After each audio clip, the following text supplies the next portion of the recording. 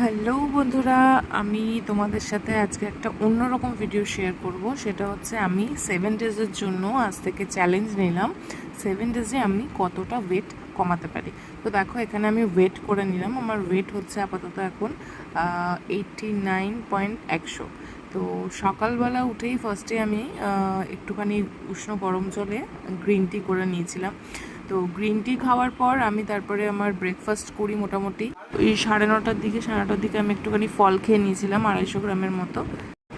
তারপর আমি mid morning স্ন্যাক্সে খেয়েছিলাম একটা কলা, সেটা নেওয়া হয়নি, দেখানো হয়নি। তারপর আমি দুপুরবেলা খেয়েছিলাম তোমার মোটামুটি ওই 1:30 নাগাদ করে আমি দুধ, কর্নফ্লেক্স আর একটু কলা, তার সাথে মধু।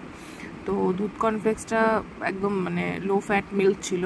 তারপর বিকালবেলা আমি একটুখানি স্ন্যাক্সে আবার খেয়েছিলাম চা, তার সাথে একটুখানি চা, দুটো ওটসের বিস্কিট খেয়েছিলাম।